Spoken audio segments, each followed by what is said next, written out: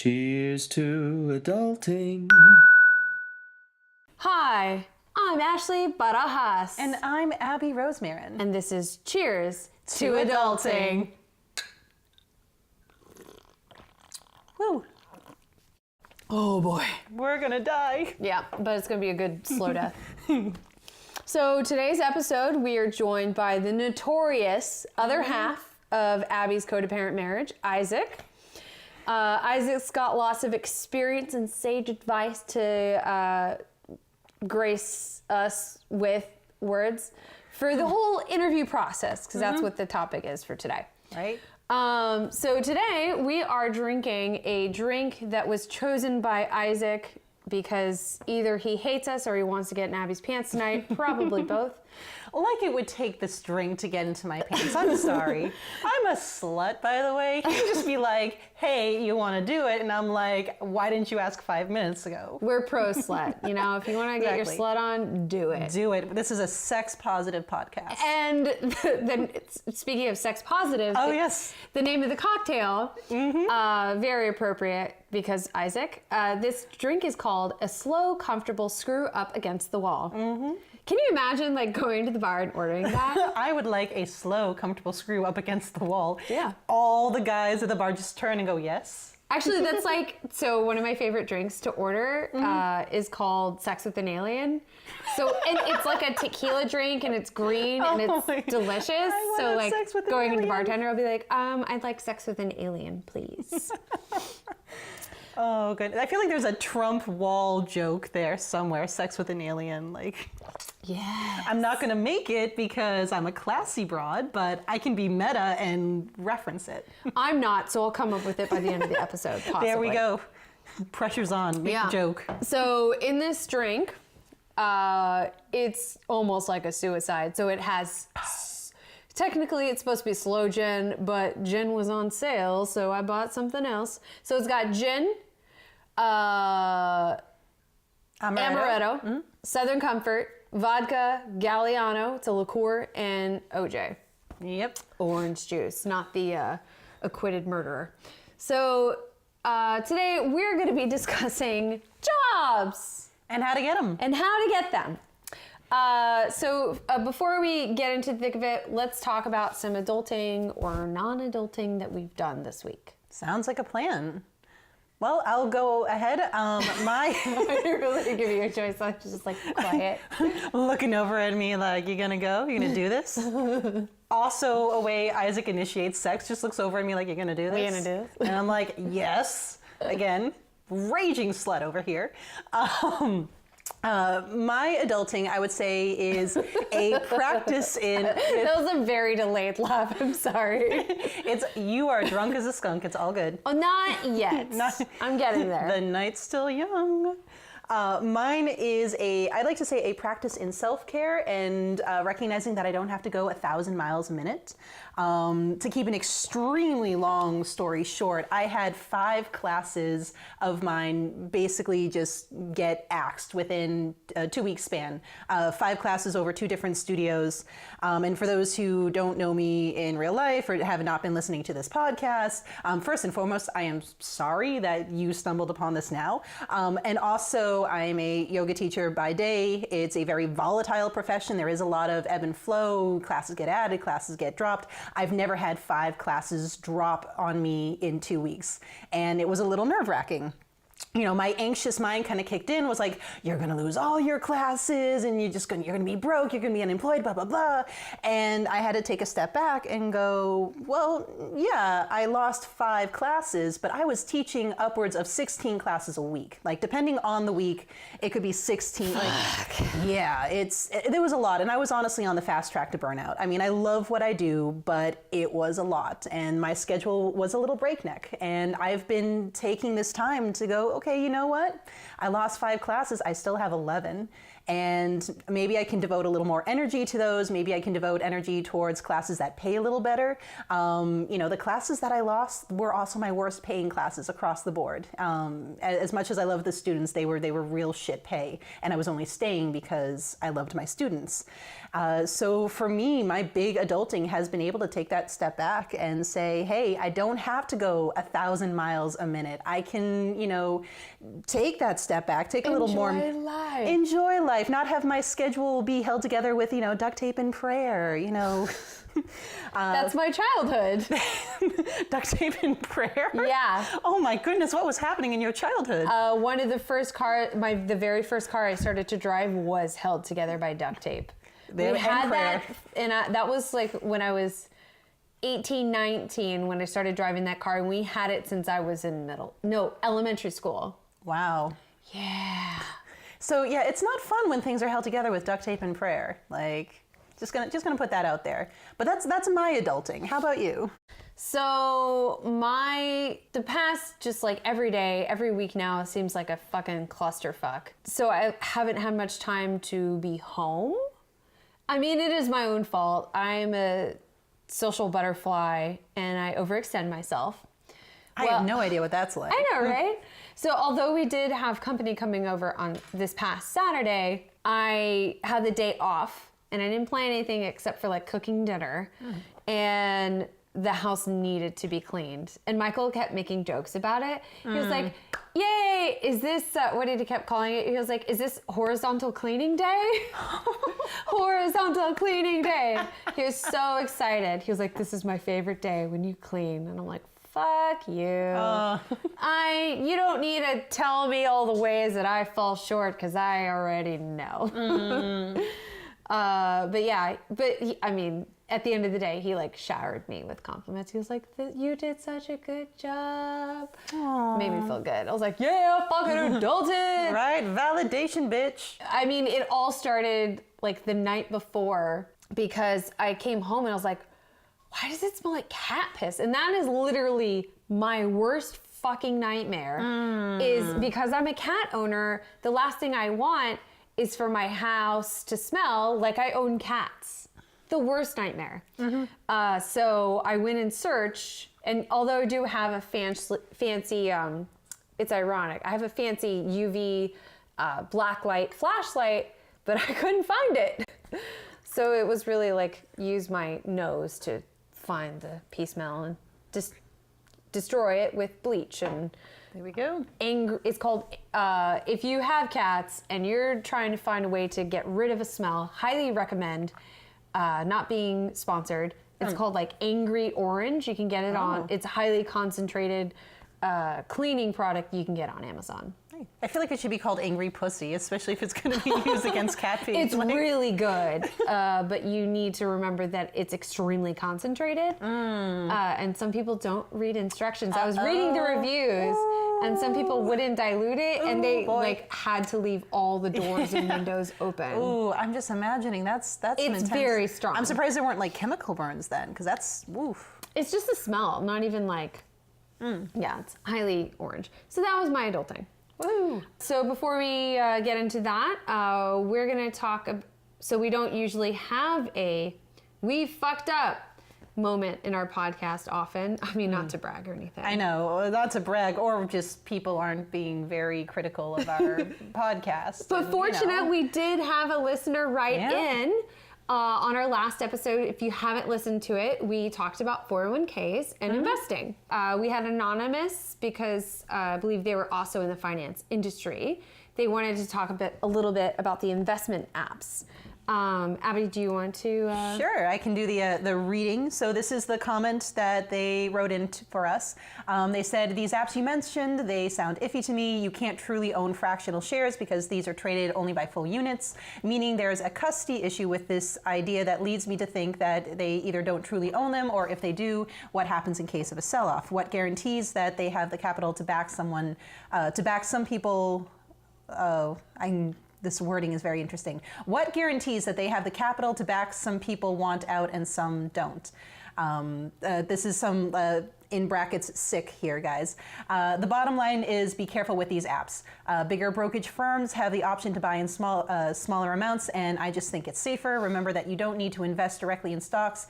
That's why mutual funds are out there. If you don't have the time, the knowledge, or the capital to build a well-balanced, diversified portfolio, buy a mutual fund. That's why they have them. In response to that, when we got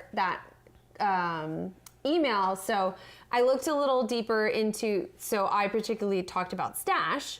So I looked into a little bit, and so they do have fractional shares. However, they also have single stocks on Stash. And obviously I didn't know what the fuck that was. So I pulled from their website. So what are the pros and cons of investing in single stocks? I'm gonna try not to go too deep into this because obviously we have a different topic for the episode. But it's important to know and for us to correct ourselves. So owning single stocks has pros and cons, just like any other investment. On the pro side, owning individual stocks could help some investors feel more in control. They know how much of that investment they've purchased and they can monitor its progress. It's in contrast to owning shares of a fund, which can contain hundreds of stocks. With a fund, the fund managers choose which stocks to include, how they're weighted, meaning they hold more of one stock than another. Single stocks can suit the temperament of investors who may feel strongly about a particular company and its products and may want to be part of its growth story. Perhaps you like Tesla's vision for electric cars or Apple's endless stream of innovative consumer electronics. So I know, AKA just keep putting out just a bigger and sleeker version of the same fucking thing. Basically. But I'm still an Apple. Yeah, I'm an Apple slut, like on top of a regular slut. I'm an Apple slut. And then so on the flip side, single stocks are inherently more risky. You're placing all your bets on the management team and performance of just one business, as well as ongoing consumer demand, yada, yada, yada. So there's some pros and cons to it, and it's good to know, and just remember, so after the last episode aired of our episode, the stock dropped to the lowest it's been this entire year of 2018. But the market did jump back. So it's just another word of caution that it's good to invest, but you do have to remember that it's a fucking gamble. Yeah, you're basically just making really fancy gambles. That's it. So just be smart with it and do what you can and not more than you're comfortable with or what you can afford. So now we're gonna jump into the thick of it and what our topic is on jobs. Looking for jobs, applying for jobs, getting the job. So to start off, we're going to talk about resumes. So you can't apply for a job without a resume. True. And one of our previous guests on the show, Emily Race, she wrote in a little bit because she has a lot of experience she's a freelancer and she does help people revamp their resume and looks at it and edits and stuff like that. So would you like to share a little bit what about Emily said? I would love to, and I'm just going to mention ahead of time that the more we drink this death trap in a cup, the worse my reading comprehension is going to be, and I already have pretty shit reading comprehension, so it's going to be a fun night, everybody. Whee! So Emily wrote us this wonderful thing, some little life hacks and what have you when it comes to resumes. And Emily says, make sure to save a copy of your resume on your laptop and on a thumb drive. Also be sure to tailor your resume specifically to the job you're applying to whenever possible. For example, if you're applying to a job at Forever 21 and you've worked in both retail and food service, you put your retail experience at the top of your resume and put your food service experience underneath under the label Other Experience. If you're applying to a position as a marketing assistant and you've never done that exact work before, include any background you may have in sales, social media, graphic design, etc. Tailoring your resume to the position shows forethought and an understanding of the job you're applying to and organizational skills. Some other things, if you are being asked to interview over the phone first, here are some things that Emily would like you to keep in mind. First, a phone interview is a pre-screen interview. This interview is used to gauge your ability to think on your feet and to determine whether or not you speak intelligently and maturely. You should treat a phone interview like an audition. Speak clearly, enunciate, and avoid words like whatever, and things that I'm really terrible at. As I just made the frickin' It's really painful for me to listen. Yeah, it's painful for me to listen to the podcast afterwards because I can hear every time I say and I'm like, stop that shit, and then I just keep doing it. Me, I do. The Hispanic that I am. Hey, it's all good. We'll have to like make a compilation, and then it turns into to music. Like that's like the snare. Or Don't something make like a that. drinking game out of it because you'll fucking die. Especially if it's with this slow, comfortable screw up against a wall. You will die. Anyway, you want to take your time in answering the questions. You want to speak with confidence. You want to speak with enthusiasm. If you smile while you answer the questions, your interviewer will hear this and will appreciate your audible positivity. Also, audible positivity, like... You know what? I don't even need to do the part 2 on that. I'm just going to put that phrase out there. You fill in the blanks, everybody. Audible positivity. Right. So resumes. So Isaac. Come on down, buddy. Come on I know, down. we have ignored you for the last half an hour. I think he's enjoyed that though. That's okay. I'm having a good time. Observation. You're enjoying watching us? So I like to watch. me too. What is your biggest pet peeve when it comes to resumes? Okay. So I want to say first, like your guest said last week, this is not professional advice. It's educational. This is my own personal experiences and opinions, and it's no way considered anything that I can be liable for if you follow my advice. We don't know what don't. company you work for. It's true. honestly, and it doesn't matter. Is what we're saying. Yeah. I have had multiple jobs where I look at resumes and sit on interview panels. So my experience comes from that. My biggest pet peeve when I read a resume is when I can tell that the person doesn't have enough or the right experience, and they try to fill it in with either meaningless words or they try to obfuscate it. And I will say, if I can't understand what you're saying that you do, you go immediately into the trash pile. Like a fluffer essay in school. I never look at that and say, wow, that guy does a lot of stuff that I can't quite understand. He must be really smart. I say, that guy's an idiot, and I toss it. So Emily had really good advice first, let me say. Like the tailoring thing, first off, that would have been my number one thing to say about resumes is make sure you tailor specifically for the job.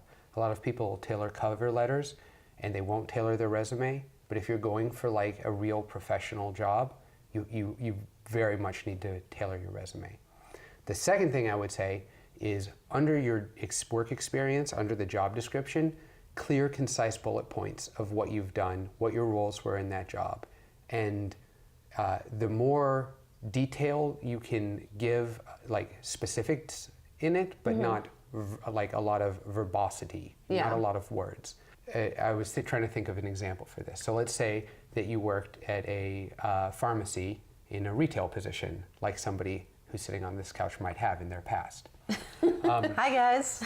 So if you worked in that job and you were like a team lead or even like a shift manager, and you're applying for a job, you want to think about what you did in that role that applies to that job.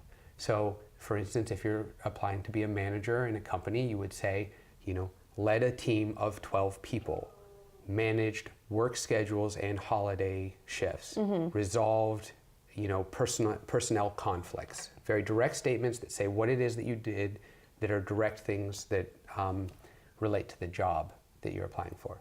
If you're applying for the marketing job, you would say, designed end cap displays or That was my Blockbuster experience. What? What's up? or managed a team of salespeople, and you want to make sure that you use the same sort of, words that exist in the job application. That's the other thing I would say is when you're looking at the job, look at what words they use. Look at the phrases they use in the Job description. in the job description that they've posted, and say, okay, how can I use what my experience is to give those specific things? Notice if they say sales or if they say marketing or if they say advertising, which is the word choice that they use, and use the same one. And make sure that you know what the company does. Yeah. Because I've gotten resumes where it's like, in my previous position within the company, I was hiring engineers. And some resumes I got, I was like, do these people even know what we do and what we build here? Because this is not, there's different types of engineering. You have a different engineer who's going to build a car than one who's going to design a circuit card. And these guys were clearly just shotgunning, oh, that's a technology company, I'm an engineer, I'll throw my resume at it and see if it sticks. And honestly, it's never going to stick. Yeah, anytime like Michael's looking for an engineer job, I'll be like, oh, well, there's this such and such engineer job. And he's like, it's a completely different from the kind of engineering that I do. Right. So it's not applicable for him. Right. And when I'm looking through a pile of resumes, I'm going to be looking through a pile. And my first thought is, okay, I've got, I don't know, one job opening, maybe two. I've got 40 resumes in front of me. I'm not going to do 40 interviews. So, not to interrupt you, but No, go ahead. before you go through it, do y'all have it go through a computer Yes. system? Okay. So okay. what happens is they're submitted electronically. They go to HR. Now, some HR companies use automated sorting on computers using keywords. Some companies don't. Some companies just have people read through and just do a brief check. The thing is, the HR manager doesn't know the difference between an electrical engineer and a mechanical engineer and an electromechanical engineer. So they're gonna look for keywords. They're gonna look for key facts that they can tell. They're gonna look for years of experience. They're gonna say, do you have a degree if this requires a degree? They're going to just kind of give it a goofy test. Do you seem like you're actually a real person, or are you a Russian spy? Russian spy, obviously. Almost always. Almost always. Now, I have seen advice that people give, this is kind of an unethical life hack. Okay. Your favorite type. Yes, my favorite. If you know that your resume is going to be sorted by a computer, what you do is you go into Microsoft Word and you go in the footer and you set your font to white so it doesn't show up, and you write in all the keywords for that job from the job description. Oh Handsome. my God, that is the most brilliant thing I've That's ever fucking brilliant. heard. Because don't do this. Yo, remember, this is not actual advice. This is unethical. You could get caught doing this, and then they'd be like, "Oh, I can't believe you would do that." But I mean, at the same time, That's some like- so what it does innovation, is man.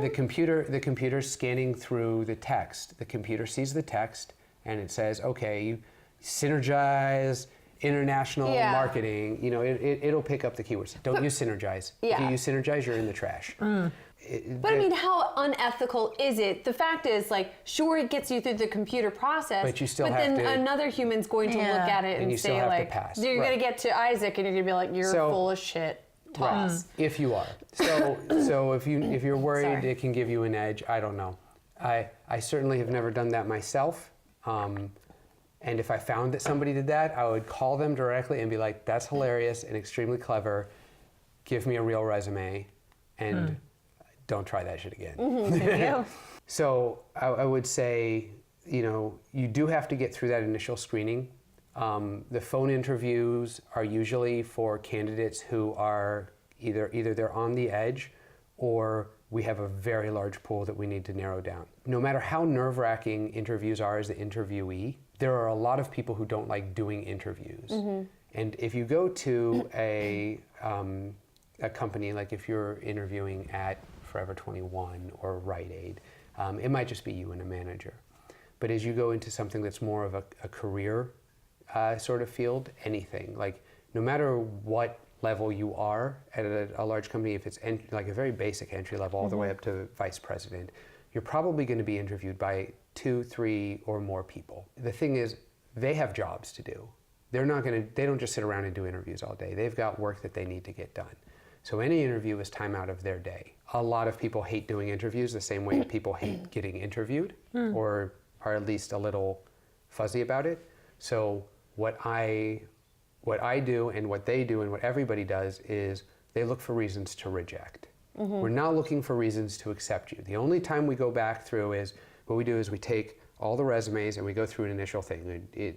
Okay, fine, and this dude seems awesome, and forget about it. Yeah.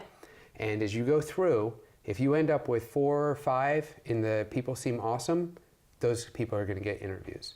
If between the it's okay and they're awesome, you end up with 4 or 5, they're going to get interviews. The only time you go back through that, no, forget it, and I'm looking for somebody, is if you, A, really, really have an immediate need, and B, nobody was great. But even then, usually, you're not going to get a call back. Don't give me a reason to reject you on your resume. Tell me what you did, show that you're straightforward, show that you've shown some thought about the position and the role, and that's going to get you a lot further than trying to figure out what buzzwords to say or how to hide that you don't have experience. I will say, just a kind of general advice, there are 3 criteria. I had an old manager who told me these, and they're the best things I've ever heard. He said, when you're looking at a person, you ask, can he do it? Will he do it? Does he fit? Meaning, is this person somebody who has the skills to do the job that you need them to do? Do they seem like the type of person who's willing to actually put in the work? And do they have the right sort of attitude and temperament to fit in? And you're not going to be able to determine that they are a yes from their resume, but you'll definitely be able to find a no. So resumes, again, tailor, be straightforward, give relevant information. And I guess the last thing I would say is, there used to be this rule about resumes, and you may hear some people still say it, make sure your resume is only 1 page long. Yeah. Don't make a resume that's 40 pages long, but we have electronics now. We're getting them in Microsoft Word. If I get a 2-page resume, sometimes even a 3-page resume, I'm not going to throw it away, as long as everything on there is relevant. It's more important to get me the right information than to make really tiny fonts and drop articles to shorten things. Yeah, okay. So if you give me a 1.5-page resume, I'm not going to reject you because your resume is too long. It's electronic. I don't have a stack of paper in my cube anymore. I have an email. And whether it's a 1-page resume or a 5-page resume, it's not going to be a disqualifying factor. Now, if it's 5 pages and you're telling me about your marching band in high school, again, trash can. Awesome. And then from resumes, we move on to, all right, so you're in that you're awesome or maybe pile. We got the interview. So I have a friend of mine who I babysit for on the regular, and he's a wonderful man. And he's an executive director for a fancy schmancy company in the Massachusetts area. I want to be vague, so that he can not be liable for anything or whatever. Also not official professional advice. Yeah, Just it's across the educational, board, guys. Yeah. I guess we can go back and forth on some things that he said All right. about interviewing, and he is in charge of, as an executive director of his department, he has to consistently interview people, fire people, give raises, all of that jazz. So this is like that person that you want to impress. So I'll start off. So he says, when you're interviewing, do shake hands, make eye contact, and smile. Don't hug on the first interview. Give it time. I mean, good advice. Also, do start with yes. I'm going to interrupt Yeah, you. no, please do. You're laughing, but you would be shocked by the number of people who would go in for a hug or even just like a one-arm pat. Oh on the my back. God.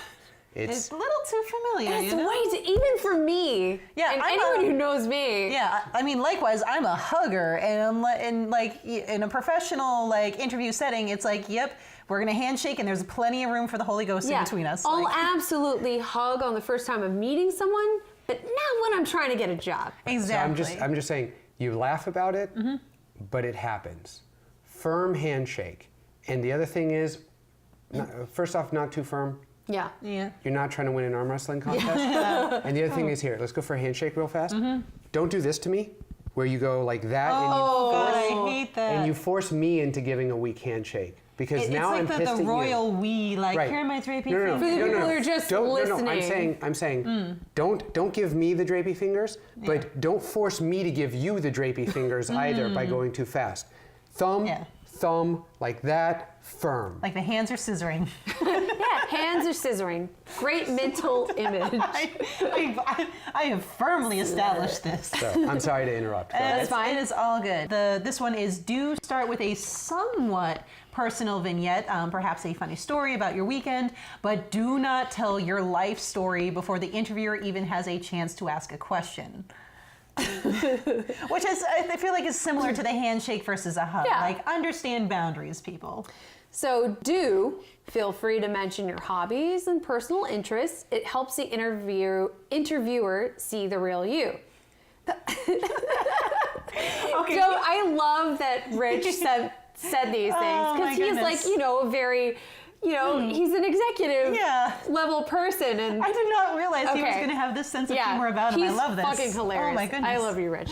So he said his wife is like just as amazing. She's like the mom I want to be. She's fucking sassy and just so savage. She's like, no, I don't want to go to your PTA meeting. I'm going to be over here with the wine. Bye. I love it. Anyway, so he said, don't take off clothes during the interview to show your tattoos. Well, there goes my Oh my God, plan. and Isaac. Oh no. Please Yes. tell me. You will be surprised. Jesus. But here's the other thing. You'll be surprised at the things you'll do when you're nervous. And a lot of people get nervous in the interviews. And if you notice somebody, for instance, has a cool tattoo, Yeah. and you have a tattoo, like I do, say on my chest, and I want to show you my tattoo. You're like, look at my Look at nipple. right, you say, oh, look at my tattoo. Da-da-da. I have one too. Or, you know, Yeah. oh, let me show you on my, you roll up your sleeve. You don't think about it at the time because you're you're nervous and you're trying to establish a rapport. Like Yeah. that's one of the biggest things during an interview, if I can interrupt this whole thing. Yeah, to absolutely. say. Yeah. But one of the most important things to do as an interviewee is establish that rapport. That's why a firm handshake, direct eye contact, a personal vignette, these are ways that you can create a relationship between you and your interviewer. And that's what you're trying to do. What you don't want to do is get too familiar or forget where that line is in your mind. Now, obviously, if you're going for a job as a tattoo artist, fine, take your shirt off to show your tattoos. Yeah. Or if you're a rampaging slut, take your shirt off. Like, Yeah. It's a different kind of job interview. Get it, Abby. That's like the Belinda from My Dad Wrote a Porno. Yes. See, No, literally. Literally, that's literally. episode one. If you're a blinker, Yeah. that is Y'all, what if you do. haven't been listening to My Dad Wrote a Porno, like, get on that We shit. could not hashtag literally plug a podcast enough. Shut us off now. Go listen Right, to why My are you Dad listening Wrote to a our Porno. shit? Yeah, We fuck us. are not that funny. They are. My Dad Wrote a Porno. Listen to those British fuckers. They're hilarious. They really, I aspire to be as sassy and as funny as they Yeah, are. so don't stretch your clothes to show your nipple tattoo. Don't even if you are a rampaging slut, like just keep the clothes on for now. Yeah. And on that Until note- it's, review time. Exactly. That's the time to do it. and that's when you pull out your Belinda card. And Yeah. Exactly.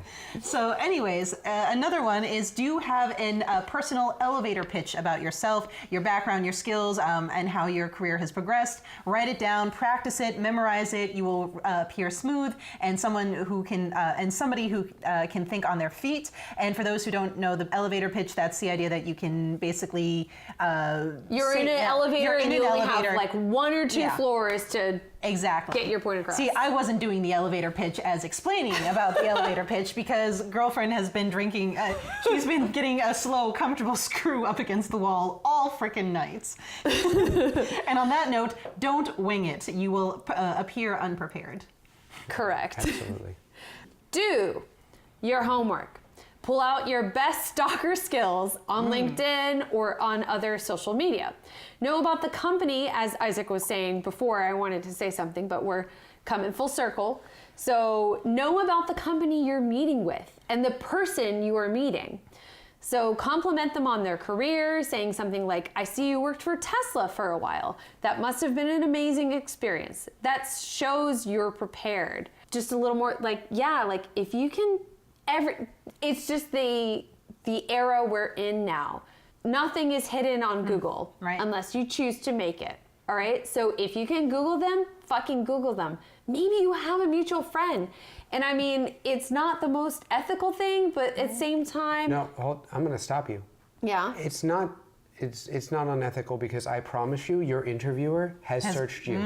Yeah, that's true. And well, actually, what I was going to, sorry, go ahead. What you were going to say, the ethical thing about asking the mutual friend to speak for you? No, what I was going to say is that technically it's not, because it is in a lot of like company guidelines about nepotism. But you know what? Fuck that. Everyone knows that nepotism exists and it's gonna happen. I've seen it personally in whatever career. I'm not gonna say which because, but nepotism exists. If you've got a toe in, fucking use it. You know what I mean? Nepotism is only terrible when you're not the one benefiting from it. Yeah. So here's the thing. Almost every single person has gotten a job because of somebody that they know. But the thing is, it's only unethical if the person isn't qualified for the job and they get it anyway. Absolutely. So, for instance, I have a position open in my company. I referred one of my very good friends for it because I think he'll do an excellent job. I did recuse myself from the interview panel because that would be unethical for me to be interviewing one of my good friends. But if he gets it, it's not going to be because he's friends with me. My boss does not say, oh, I'm going to take a subpar employee because Isaac is a friend of his. And You're also still, knowing... You're still going to get it. Yeah, and based on your own skills or you lose it on a lack of your skills. This type of stuff only happens in the presidency. But I was going to say, also knowing you personally, right? You would never, or just like I would say general public, you would never recommend someone, even if they're a close friend to you. If they're not qualified. If they're not qualified, because it makes me look bad. It makes you look bad. It's true. And so going back to the other thing, though, what I was going to say about them searching you on social media, they will search you on social media. They will find you on social media. Not unless you use a fake last name like me. They will find you. I will find you on. You can ask Abby. I have This is demonstrated. some Liam Neeson shit over here. I have demonstrated. I will find find you. He's got a unique set of skills, everybody. I do. But no, But yes, no, super sleuth I over will here. find people who don't use their last. They have their first and middle name. Oh, But it's if I know, frightening. if I know your first name, the town you live in, and anything about a previous job, I can find you on Facebook. I can find you on LinkedIn. I can find you on Google Plus, even though nobody posts anything on Google Plus. So if you give me your resume with all of your work history, I can not just find you, I can find the people you previously worked with there. I can find your connections. I can find pictures that they've posted that they've tagged you in. I can find statuses that they've posted that they've tagged you in. I can find out what your political leanings are. I can find out what the charities that you support are. There's a lot of publicly available information. If you are a donor to a political party, you can't do that anonymously unless you have a super PAC, in which case you're probably not interviewing for me. Yeah. You're interviewing me. Yeah. So the fact of the matter is, your personal information that's not on your resume is available to your interviewer. That said, I'm not going to say, oh, this person drinks on the weekends and gets drunk, I'm not going to hire them. But if I am, say, a manager at something like Chick-fil-A, a right-wing leaning place, and you post something on there about, you posted 2 years ago about how Chick-fil-A is a terrible, horrible organization. #true. You might not, they're delicious. Yeah, delicious. Delicious homophobia. You might not want to apply for my company. So, especially in an era where things are a little more politically charged, be aware of the company that you're applying for and be aware of the persona that you've presented and understand that your interviewers are going to know. So, if you post anti-war stuff, don't apply for a defense company. If you post pro-abortion stuff, don't apply to teach at a Catholic church. And vice versa, obviously. You don't want to post Or abortion if you want is murder. to, make and it extremely private, profile. Right. I'm just going to tell you this. Don't depend on your privacy settings. Your privacy settings, it makes you feel comfortable, but they're not sufficient. Not me though. I just take it as like, if they're gonna find it, I am what I am. Sure, but just for your listeners and for people out absolutely. there, the thing is, if you put something on the internet and you think nobody's going to see it, Everybody's gonna see it. it doesn't matter. Everybody. Somebody has access to it. At the very least, Zuck can see it. Yeah.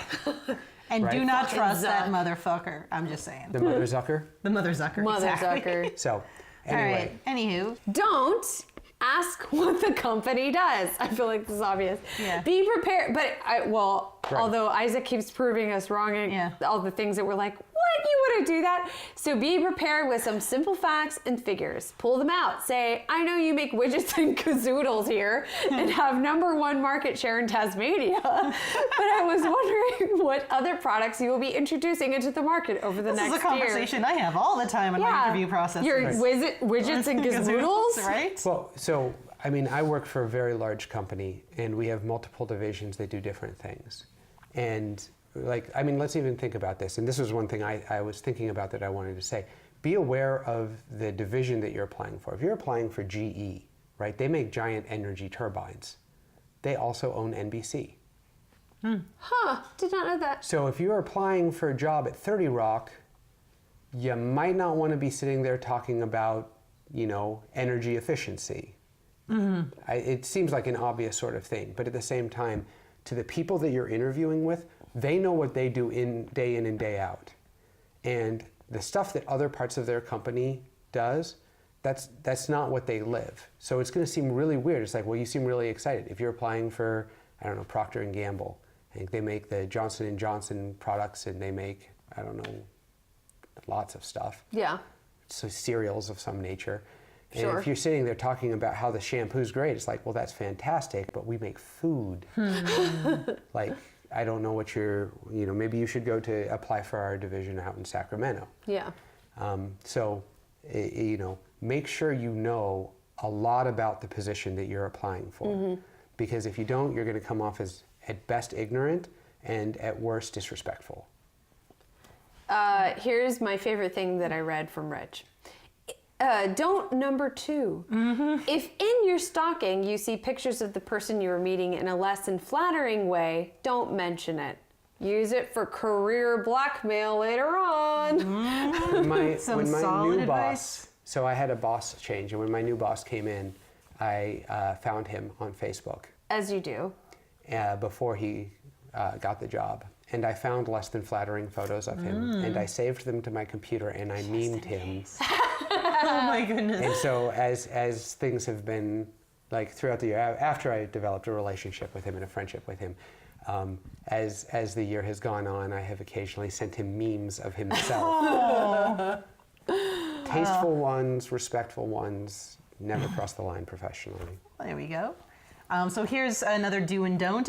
Do be ready for the salary question. Have a number in mind in case they ask you what you are looking to get paid. But don't tell them how much money you make now. That undercuts your true worth.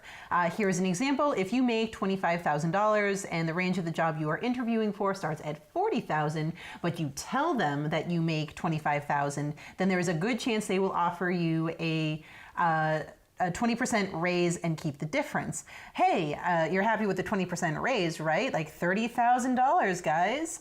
But what you don't know is that you just left $10,000 a year on the table. So don't ever tell them what you make. Tell them what you're worth. I have so much to say about this. So,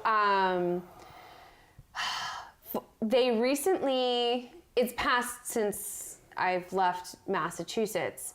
They recently made it a law in Massachusetts that they cannot legally ask what you are making. And it was passed a little too late for my pleasure because I was in a property management position. However, I was doing the work of an assistant property manager in Section 8 housing. For me, it was building my resume. Also, I really loved and appreciated and respected my boss. And she was very supportive of training me and basically grooming me to leave that property. because the management company that owned it wasn't willing to pay me what I deserved to pay, what I deserved to receive for pay. And when I was applying for a job after that at this other company, I was going through a staffing agency that company had hired, and they were saying that I had to say how much I was getting paid, and I was like, that's not fair. I'm not getting paid appropriately, and I don't think that should be a factor into what I should be getting paid at my next job, because I knew I should be getting paid significantly higher. And I was basically forced into exposing how much I got made. They're like, well, it doesn't make sense to give you such and such percentage of a bump in your pay. Because they were like, well, what did you make at your last job? Wow. When really it should be none of your fucking business, okay? Right. Don't say that. But really in my mind, I'm like, it's none of your fucking business. You should be paying me what's appropriate for this position and this level and my experience. It doesn't matter what I got paid at my last job. Absolutely. And I'll say, I personally never ask what they're currently making, and I offer them what I think they're worth. And the reason I do that is, if you hire somebody, so here's a little advice for all you employers out there, pay attention. There's a 2% unemployment rate right now. People are like, it's a seller's market. If you do not pay somebody what they're worth, they will leave. And all the time and energy and effort that you've invested in them, if you have, and at the very least all the knowledge that they've gained, will walk out the door with them. So if you're trying to make short money in the near term, okay, but understand that there will be long-term consequences for it. That said, companies have all the power when it comes to salary knowledge. So one thing I would suggest is, if you know people who work at the company, ask them what they make. Some people think it's illegal to discuss like your salary, your income, or it's like private confidential data. It is not. And in fact, in the United States, if employees want to discuss their salary and companies try to stop them from that, that is illegal. So every single person has the right to say, this is exactly what I make and this is the job I do. And so if you can get that information, you can say, okay, I know that for this similar position, this person that I know is doing that. They have this many years of experience. I have this. And you can figure out what you should be worth to that company. So without, because I doubt any of my coworkers listen to my podcast, but it's not really, I'm not going to say who, because I have enough coworkers for it to be, vague enough.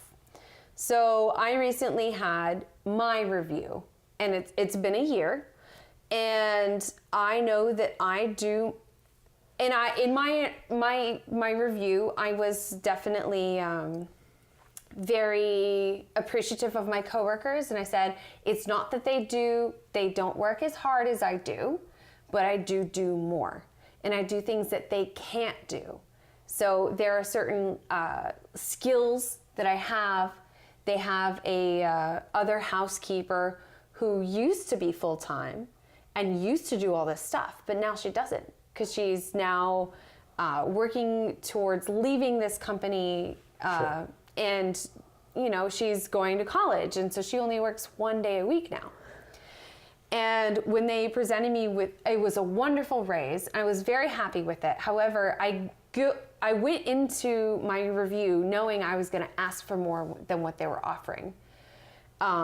Even though it was the best raise I'd ever gotten in my life, I said, I appreciate this, but is this negotiable? Because I know, for once, I'm like, I know what I'm worth. Right. And I know this company makes a lot of money. And it's not that I'm trying to be greedy or anything. I know the time that I put in is worth more. And so I was like, look, I want you to know that I appreciate this raise. And if this is all I can get, I appreciate it. But if it's negotiable, I do think that I deserve more. I was very fortunate that they're like, okay, we'll represent it to so-and-so and tell us the reasons why. So I'm like, I do this, no one else can do that, yada, yada, yada. These are the reasons why.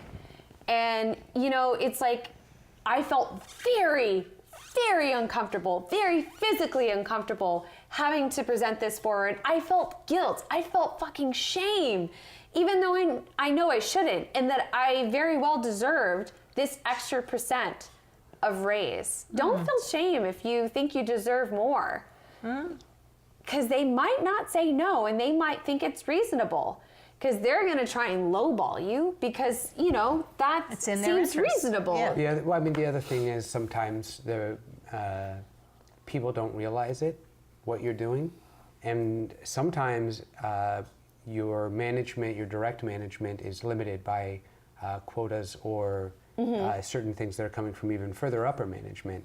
And if you are very lucky and you have a very good boss, they will know exactly what you're doing and why you're valuable, and they'll fight for you to get that raise. But by and large, they need to justify any raise, any you know, excessively large raise to their upper management or to their finance people or their HR or to somebody. And so when you present to them why you deserve a raise, what you're actually doing is helping them build the case for the higher ups.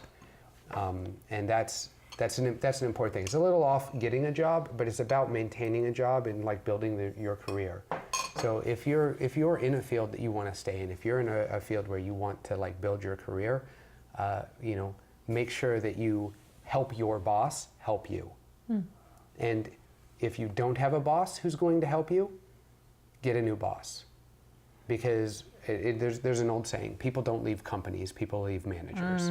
Yeah. I can speak from experience. Yes. People don't leave companies, they leave managers. So if your management doesn't have your best interest in mind, like a company doesn't care about you because a company is an idea. It can't care about you. A company has policies, a company has culture, and those can be great. Those can be helpful things. The company might be willing to pay for your college tuition. The company might give you, you know, extra sick days if you're taking care of a family member. But a company isn't going to help you get ahead. Your manager is. Your manager is going to help you take advantage of those policies. Your manager is going to know what policies you might not know about that can help you out. Your manager is going to give you opportunities to prove yourself and reward you for your leadership and your skills and whatever. And if your manager isn't doing that, find a new manager, maybe within the same company if you really like the company and what they're doing, maybe at a different company within the same industry if you like your career. Maybe it's time for a change of scenery and go somewhere else and spend a couple years doing that. Even if you plan to come back, you can get a breadth of experience out of it.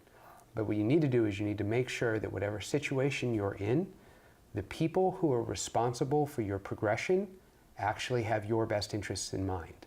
Now, obviously, they're going to have their own best interests in mind, and as they should. But as long as what you want them to be in a situation where your progression aligns with their progression, so that they feel like you succeeding helps them succeed, and then you can all succeed together. If you're in a situation where a person is threatened by your success or your skills, that creates a very uncomfortable situation. They're not going to help you out, and they're probably going to try to keep you down. So you want to make sure that you avoid that sort of thing. Isaac. Yes, so ma'am. What is the first thing that you notice as an interviewer? How someone is dressed. So here's the thing about interviews. People always worry about how to dress for an interview. What do I want? Yeah. Dress nice. Yeah. Dress really nice. Overdress. I don't care. I have never looked at somebody who came into an interview in a three-piece suit. Actually, I've never had anybody in a three-piece suit. I've never had somebody come in a two-piece suit, like a nice suit, and said, oh, they're overdressed for the job. They don't get it. I've hired, you know, technicians who are going to be doing like soldering or mechanical assembly. They come into the interview in a suit. That tells me they care about this enough to put a suit on. Quickly, so Emily Race, she did add a little thing in there, but I didn't put it in because I thought it would take too long. But she did mention, she said, it doesn't matter if you're applying for Forever 21 or you're a dishwasher. Wear a suit. Yeah. If you're a woman, wear a nice blouse and a skirt. You can wear a jacket. You can just Pantsuit it. Slacks. Slacks. Here's the thing. Don't slut it up. Damn it. Abby. There goes my plans for my next job interview. What world are we in that we're saying it Abby and not Ashley? But Welcome to Bizarro World, everybody. don't be conservative, but dress nicely. I have had engineers come in for interviews with an untucked shirt, or Jesus. like their pants tucked with boots on, where one pant leg was tucked half into the boot and the other one. Were they riding a motorcycle? I don't know, but I notice. You instantly notice. And here's the thing: it's terrible to judge somebody by their appearance. I get it, and not everybody can afford things, but borrow a suit. If you wear a suit and it's ill-fitting, I don't think that person doesn't know how to dress. It's like you respect them. What I think is that person cared enough that they found a suit somewhere that they could wear. Now, it's not going to win you any points how you're dressed. I'm not going to say, well, that guy was terrible, but at least he had a suit on. But there are people, and it may be unfair that I'm not giving a fair shake. I'm judging a book by its cover, but I will check out of the interview before it starts because of how they're dressed. Not because I'm judging them, right? Because we have casual Fridays. I've worked in assembly plants with blue jeans and shit. Well, you are making a judgment, right. but it's not exactly judgy. Right. So I've worked on a scrapyard. My company was selling stuff there, and I would go to a scrapyard. And so no matter how ratty and dirty and whatever you are, I've been dirtier. But if I'm going to go to meet somebody where I know my impression is important, I'm going to make an effort. And if I see that a person says, I'm not even going to make an effort for the interview, what I say is, what kind of effort are you going to make for your job? Question number 2, will you do it? Maybe you can do it, but will you do it? And the final one, obviously, does he fit? Does she fit? When you're looking to see somebody who emerges, you think, what kind of culture do we have here? Do we have the kind of culture where people go to important things and they don't care? Or do we have a culture where we want people to try to put their best foot forward? Yeah. And if you're doing anything where you're going to interface with customers, whether it's in a retail position, whether it's sales and marketing, whether it's just a small company so everybody interfaces with the customers eventually, when you interface with customers, you're the face of the company during that time.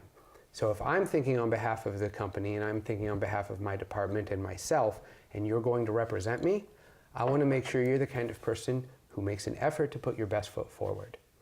So, as non-PC as it is, wear a suit or dress nicely. If you don't own a suit, Goodwill, borrow one from a friend. You can go to a tuxedo rental place and rent a suit.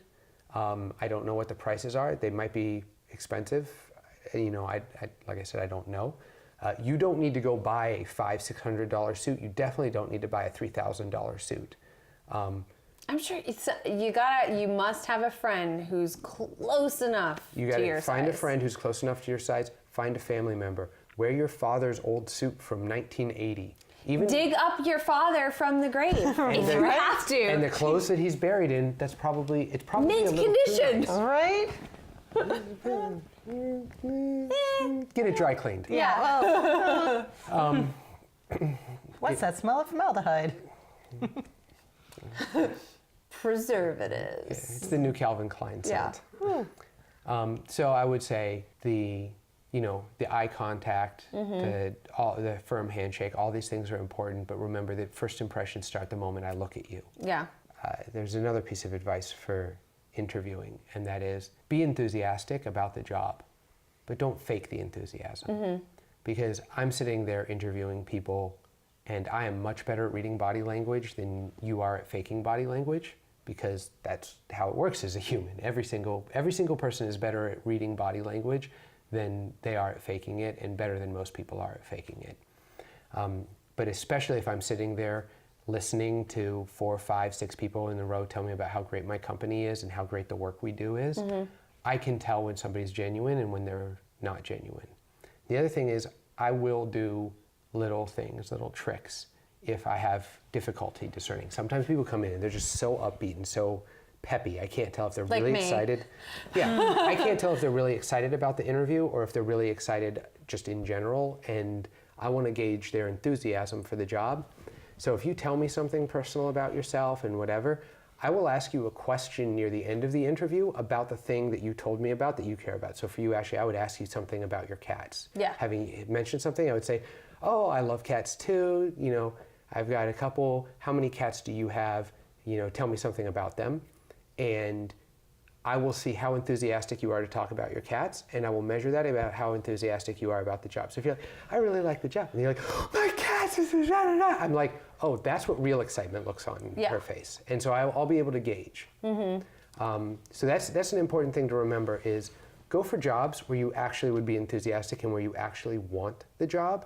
Because if you go in there and you're like, then the interviewer's like, yeah, I've got 5 other people here who are way more enthusiastic about it than you. Why would I give it to you? Yeah. I'm not just here for that. So I think that remembering to show an appropriate level of enthusiasm and to actually want the job, that's important. Yeah. Do we have time for more tips? Because I have more tips. Yeah, so actually, we have probably there are some bonus tips. No, they're about interviews. Okay, so let's talk a little bit about that, and then we'll do some bonus tips from Senor Rich. Okay.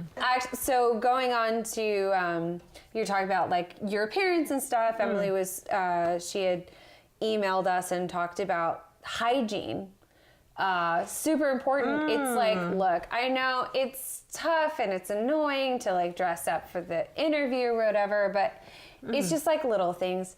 Yeah. Put on some fucking deodorant, okay? It can be Tom's all natural bullshit. Like, that's me. I wear Urban Cowboy. It's super great. Highly recommend it. But yeah, wash yourself, okay?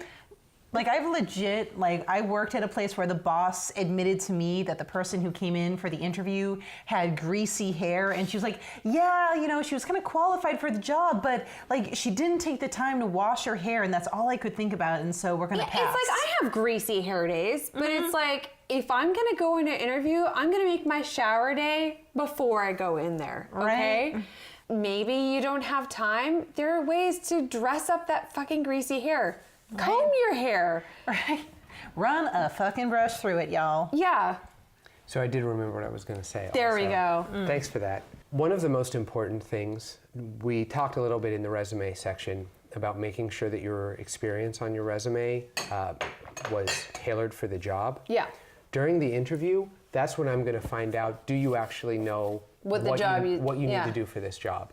So first off, don't ever lie on your resume. Going back to that, don't ever lie, because it will come out during the interview and you will look like a fraud. And depending on if we're using a job agency to search for you, we will report to them that you lied. And they will drop you like a hot potato because you make them look bad, and you won't be able to get interviews through them at other jobs. Secondly, make sure you're able to talk to how your previous experience qualifies you for this job. Talk about the things you've done, the experiences you've had, and what you've learned. If you come to me and you can tell me during the interview about a time you failed at something, learned a lesson from that, and then succeeded on the next time you came into that encounter because you had learned that lesson, that is an amazingly powerful thing, because I will be thinking, wow, this is a person who made a mistake, because everybody's going to make mistakes. And they showed the critical thinking skills to learn from that mistake. I don't care if that happened when you were, a manager of a department of 50 people, or if that happened when you were stocking shelves at a Rite Aid. If you can tell me, this happened, this is how I learned it, to not make that mistake, this is how I've succeeded in the past, and this is how that lesson that I learned I think will apply to this. You've shown me your critical thinking. You've shown me that you know how to learn from mistakes. You've shown me how you can do analogies from one job in the past to this job. And realistically, you've shown me that you care enough about this interview to have prepared that knowledge. Don't necessarily go out and volunteer it. Have a couple of those things ready based on what questions you get asked. Yeah, so not to cut you off or anything, but immediately, I've had, past few times that I've had to interview, that is something that is presented as a question. Tell me a time where you've had some sort of project or whatever, where something failed, and how did you learn from it or whatever. Think about failures and like where you grew from it. So when I ask that question, I don't ask them to tell me where they grew from it. I say, Well, I'm sure you phrase it a lot better. no, I'm paraphrasing. Right, and I'm going to bet that when the interviewer interviewed you, if they have been really successful at this, they've done it for a while, they probably didn't ask that either. They probably just said, tell me about a time when you failed. And what they want to see is, if unprompted, you can explain why you failed, what you learned from it, and how you succeeded in the future. Will you volunteer that? Because if I ask you, tell me a time you failed, something you learned from that, and a time you succeeded using that afterwards, I've just fed it to you. Yeah. I've given you the win. I don't want to give you the win. I want you to prove to me that this is how you naturally think and how you naturally are. And then I guess the last thing I would say is, depending on the job, do something that goes above and beyond. So if it's a higher level position within a company, as you come in, there's always a transition period. If you're like a manager or like a senior engineer or senior marketer, have prepared for them your 30, 60, 90 plan. What are you expecting to do for the first 30 days that you have the job? What would you do for the next 60 days? And what would you do for the next 90? How do you see that going? Or a 10, 30, 180, depending on when it's 10 days, 30 days, the first half year. If you are, applying for an entry-level position, show that you understand what's expected of you and say, this is what I would plan to do, and be prepared to say that, to say, this is, I would want to do this. I would hope that we would be able to do this for evaluations and feedback. This is how I expect to, be able to make an impact. And if you can, put it on paper. Yeah. And if you bring paper with you to your interview, bring your resume, bring multiple copies of your resume. Don't assume that they have it. If you come to an interview without a resume, I'm going to say, do you even realize that you're at an interview? So make sure you bring a resume. If you're going through an agency and they force you to use their branded resumes for things, that's fine. Ask them for copies, or bring your own that's not branded with them, and write their name on it or something, whatever the agreement is with the agency. But make sure that you have a copy of your resume. If you are applying for a job where it looks good to have a plan, have one printed out. Because that shows you're not just sitting there trying to come up with a 30, 60, 90 plan at the interview. You came up with that before. You had foresight. You said, here, I have this. This is what I thought I would do. Just very simple. It doesn't need to be super detailed. But first 30 days, I'm expecting to learn the ropes, and I'm going to make sure that I know who does what job. 60 days, I'm going to look over the promotional materials. I'm going to have understood what they're doing, and I plan to have reached out to a few clients to see how they felt about these particular things. 90 days, I plan to have produced at least one glossy, this is for a marketing job in theory, one glossy that, it may not make it out there, but just to see that and do some tests on that to make sure I understand what branding should look like. Boom. You've really thought about what you would be doing if you got this job. So that sort of foresight and thought lets me know that not only do you want the job, not only can you do the job, but you are prepared to do the job, because even without getting paid, with no guarantees, you are willing to invest your time, your energy, your effort, your assets into doing something positive towards that job. You've already started the job. The other guy, he's just coming into the interview, he's not even certain what our company does. You're already on day 3 of the job, right? I'd be an idiot not to hire you. I'm getting stuff for free. And another super, obviously, Abby, chime in at any point. Somebody's been drinking. I'm just sitting back and listening. Well, that's pretty much our relationship, right? It works for us. There we go. It's the yin and the yang, everyone. Talking to you, so I'm judge. reminded of something actually useful that I have, useful advice I have for people. Something that I don't remember where I learned it, but I've, learned it. So very important when you interview is have questions for the people that are interviewing you. Because they will 100%, every fucking interview I've had, what questions do you have for me? Yep. You need to have questions for them. One of the questions that I will 100% ask all the time, except for present company excluded because it's a housekeeping job. You don't really. The one question that I would always ask is, what's the company culture like? Because that was always super that's a important good to one, me. yeah. Because I'm a social butterfly, extremely extroverted. And for me, it's just like, I'm going to be making myself at home and spending most of my time with these people. For me, the culture of this company is extremely important.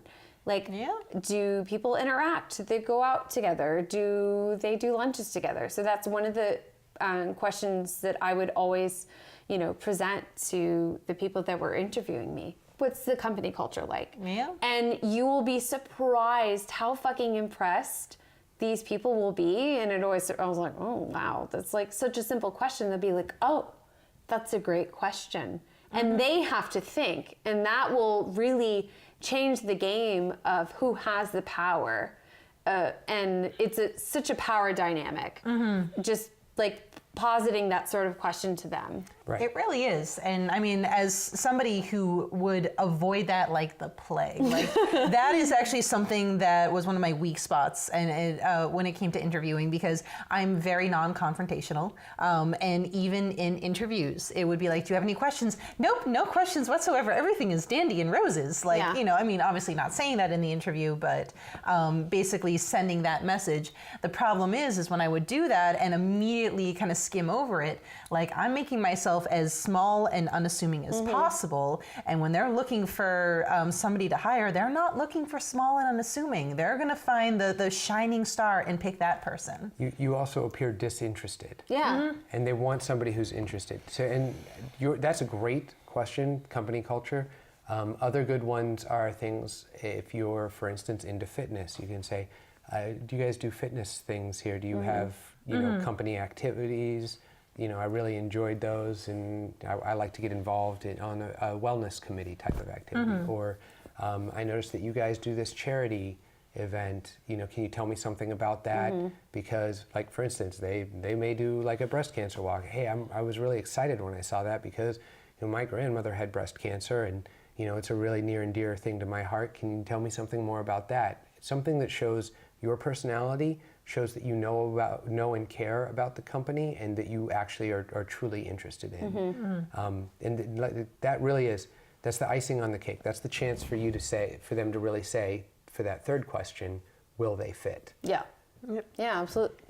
Tying it in. Right. All tied in. Full circle. Tied in, So I y'all. will say, the last thing, this is my bonus. This is my bonus tip. Oh my the tip. goodness. Just the tip, everybody. Here's my bonus tip.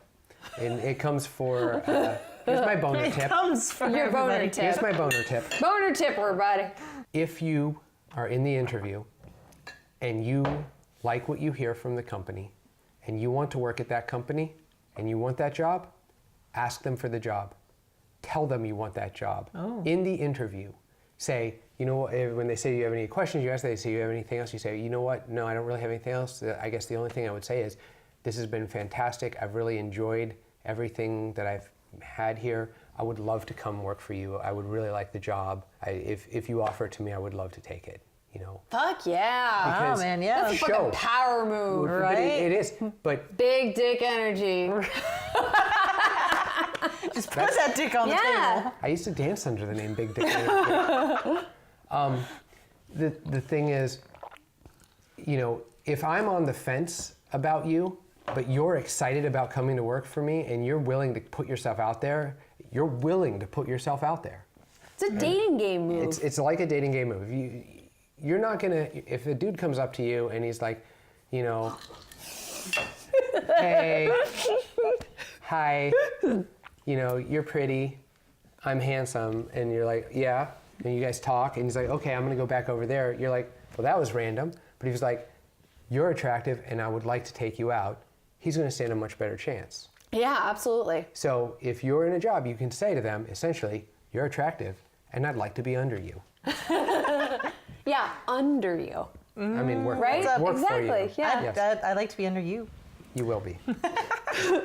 Amazing. So just to wrap up, we have some pro tips, some bonus ones. Some other from bonus Senor pro tips. Reach, that we'll both spout off. So he says, if you are worried, I think this is super relevant to me like 4 years ago.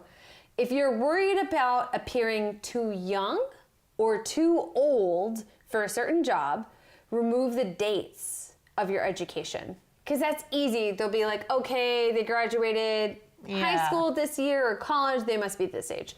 So remove it from your education, from your resume, and your LinkedIn profile. Also, only list the last 10 years or so of work experience as it's the most relevant. Mm-hmm. Let me piggyback off this too. Your education is nice. I don't care about that nearly as much as I care about your work experience.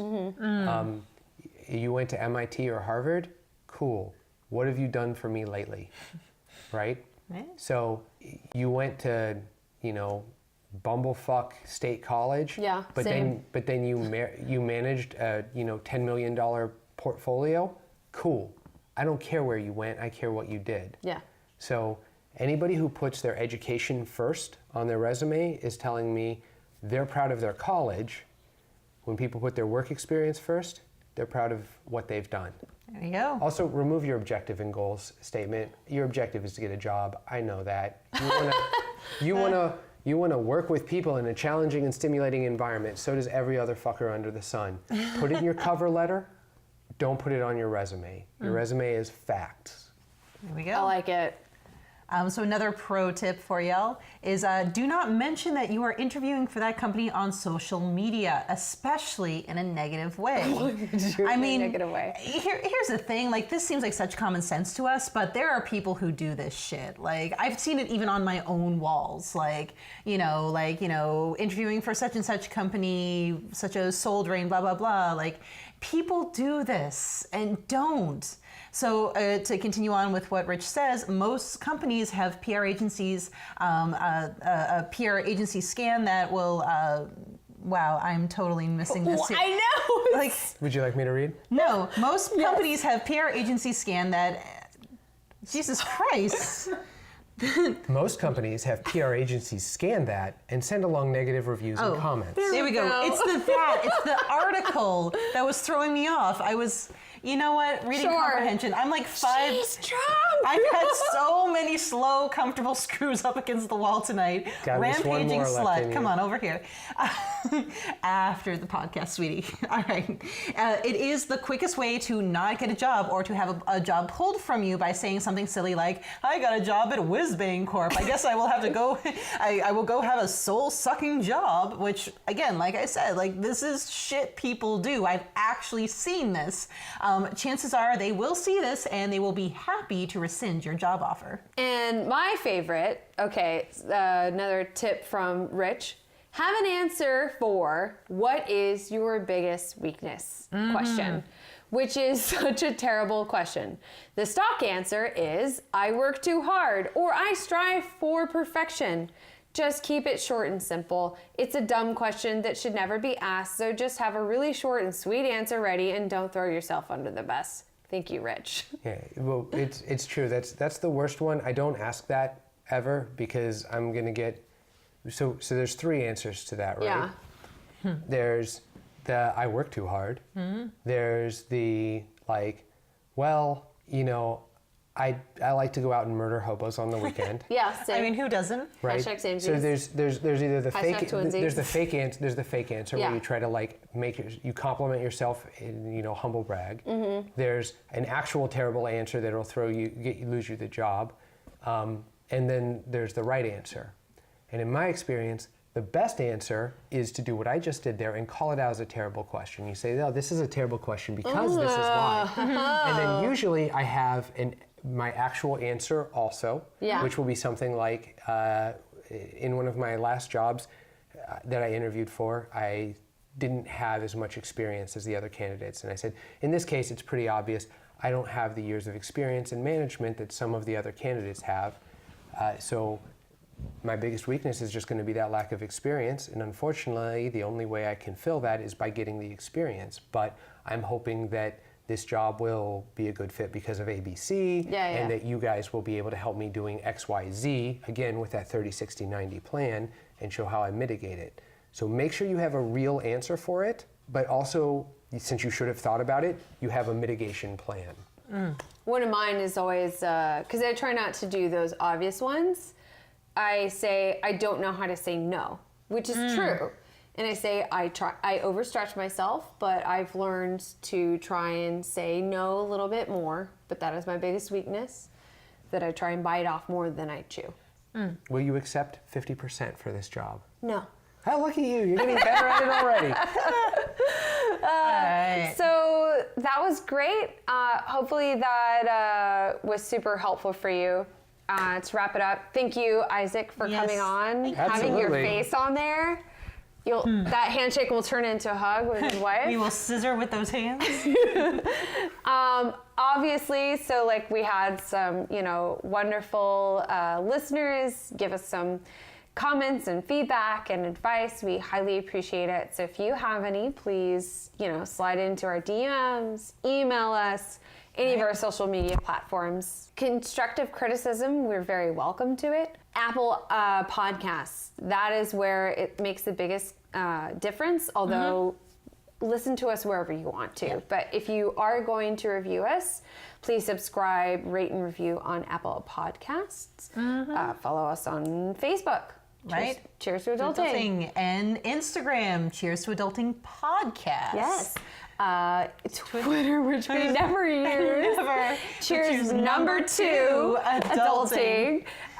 You can find us on cheerstoadulting.com. Our website is up. And I added our bios. I'll be updating that a little more when I stop biting off more than I can chew. She's learning to say no, everybody. I'm learning to say no. Of course, if you want to support us and take a little strain off of our pockets just to host the podcast and, pay for our drinking habits, you can go to our Patreon, Cheers to Adulting. If you want to pay for us to have slow, comfortable screws up the wall, then... Absolutely. And on that note, I need to add a little bit of booze. I don't know if you've noticed, but I stopped drinking this because I'm about to fall asleep and I just go kept into a coma. Cheers! Cheers! Woo. To adulting! To adulting, everybody. Hey. Want to do it? Yes. Cheers to adulting.